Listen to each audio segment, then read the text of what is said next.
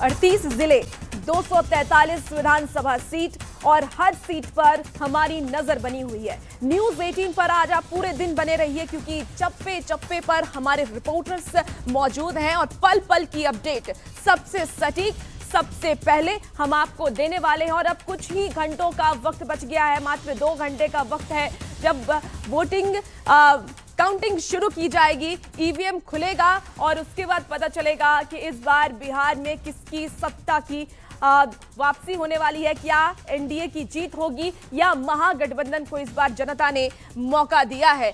तो आज counting centre पर देखिए पूरी नजर हमारी रहेगी। 243 सीटों पर वोट की गिनती आज होने वाली है। सुबह 8 बजे से ही वोटों की गिनती होगी। आपको बता दें कि ये चुनाव हर नेता, हर बड़े नेता, हर पार्टी के लिए अहम है। 38 जिले में 46 विधान जो मतगणना सेंटर बनाया गया था उसके सेंटर पे आपको बता दें कि बम्पर वोटिंग हुई। हर राउंड में 14 बूथ के वोटर्स जुड़ेंगे और काउंटिंग सेंटर पर त्रिस्तरीय सुरक्षा व्यवस्था भी कड़ी गई है, यानी कि पूरी कड़ी सुरक्षा व्यवस्था के बीच आज काउंटिंग होने वाला है। और इसीलिए कह रहे हैं कि न्यूज 18 पर आप बने रहिए क्योंकि सबसे सटीक जानकारी हम आप तक पहुंचाएंगे और हमारी पूरी तैयारी भी कर ली गई है। सुबह से ही हम जुटे हुए हैं और बता दें आपको कि सिर्फ अब 2 घंटे 10 मिनट का वक्त बचा है, उसके बाद फिर काउंटिंग की शुरुआत हो जाएगी, मतगणना की शुरुआत हो जाएगी। अब कहां वोटों की गिनती होगी ये जान लीजिए। एन कॉलेज पटना में वोटों की गिनती होनी है। बाजार समिति आरा में मतगणना केंद्र बनाया गया है। इसके साथ ही वेयर हाउस गोदाम बक्सर में मतगणना केंद्र बनाया गया है। बाजार समिति मोहनिया मतगणना केंद्र बनाया गया है जहां 4 विधानसभा सीट पर वोटिंग होनी है। इसके साथ ही बाजार समिति सासाराम में 7 विधानसभा सीटें हैं, यहां मतगणना केंद्र बनाया गया है। बेतिया मार्केटिंग यार्ड बेतिया में 9 विधानसभा सीट है और यहां मतगणना की जाएगी। तो टीचर ट्रेनिंग कॉलेज मोतिहारी मतगणना केंद्र बनाया गया है, 12 विधानसभा सीट, 1 विधानसभा सीट है। नगर भवन शिवहर मतगणना केंद्र बनाया गया है शिवहर जिले का। इंजीनियरिंग कॉलेज सीतामढ़ी में 8 विधानसभा सीट और यहां पर मतगणना केंद्र बनाया गया है। मतगणना केंद्र आरके कॉलेज मधुबनी जहां 10 विधानसभा सीट की काउंटिंग होगी। इसके साथ ही बीएसएस कॉलेज सुपौल में 5 विधानसभा सीट की काउंटिंग होनी है। बाजार समिति अररिया में 6 विधानसभा सीट की काउंटिंग होगी। तो कहां वोटों की गिनती होगी वो आपको बता रहे हैं। बाजार समिति किशनगंज में 4 विधानसभा सीट की वोटों की गिनती होने वाली है। पूर्णिया कॉलेज पूर्णिया में 7 विधानसभा सीट की वोटों की गिनती होने वाली है। बाजार समिति कटिहार में 7 विधानसभा सीट की वोटों की गिनती की जाएगी। यूनिवर्सिटी नॉर्थ कैंपस मधेपुरा में भी 7 विधानसभा सीट के वोटों की गिनती की जाएगी। इसके साथ ही जिला बालक स्कूल सहरसा में 4 विधानसभा सीट की वोटों की गिनती होगी। बाजार समिति दरभंगा में 10 विधानसभा सीट की वोटों की गिनती होने वाली है। बाजार समिति मुजफ्फरपुर में 11 विधानसभा सीट की गिनती होगी और टीचर ट्रेनिंग कॉलेज गोपालगंज में भी 6 विधानसभा सीट की वोटों की गिनती होगी। 8 विधानसभा सीट है सिवान में, वहां पर भी डीएवी स्कूल में वोटों की गिनती होगी। बाजार समिति छपरा में 10 विधानसभा सीट में वोटों की गिनती की जाएगी। आईटीआई बालक हाजीपुर में भी मतगणना केंद्र बनाया गया है जहां 8 सीट हैं। समस्तीपुर कॉलेज समस्तीपुर में 10 विधानसभा सीट और यहां पर भी वोटों की गिनती की जाएगी। मतगणना केंद्र बनाया गया है। तो आपको हमने अलग अलग जिलों के बारे में जानकारी दी जहां पर वोटों की गिनती की जाएगी, यानी कि मतगणना केंद्र वहां पर बनाया गया है। और इस बार का चुनाव बेहद ही अहम है हर पार्टी के लिए, हर नेताओं के लिए, लगातार हम ये कह रहे हैं। लेकिन सीएम नीतीश कुमार जो कि 20 साल से सत्ता में रहे, उन्होंने महिलाओं के लिए काम किया, बिहार का विकास किया। क्या एक बार फिर से जनता उनको मौका देती है? इस बार का चुनाव सीएम नीतीश कुमार के लिए क्यों खास है, चलिए इस रिपोर्ट के जरिए आपको दिखाते हैं।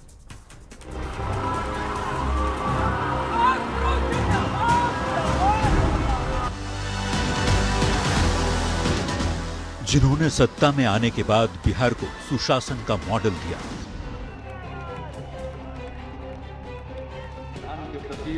जो सबसे लंबे समय तक बिहार के मुख्यमंत्री पद पर विराजमान रहे, 2025 का विधानसभा चुनाव उनके राजनीतिक करियर का सबसे मेक और ब्रेक मोमेंट है। यह चुनाव उनकी राजनीतिक विरासत, स्वास्थ्य, गठबंधन की स्थिरता और बिहार के भविष्य को परिभाषित करेगा।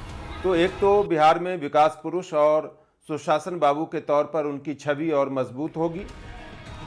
ये चुनाव तय करेगा कि नीतीश कुमार के पिछले 20 साल के कार्यकाल पर जनता को अब भी भरोसा है या नीतीश कुमार का फटीग फैक्टर उनकी लोकप्रियता पर भारी पड़ा, जिसे विपक्ष हवा दे रहा है।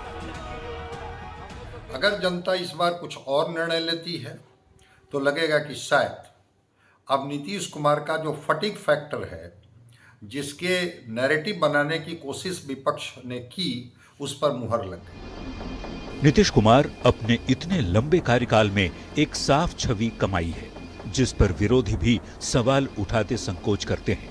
वो बिहार के मिस्टर क्लीन भी कहे जाते हैं। सुशासन ने उन्हें अजेय बनाया।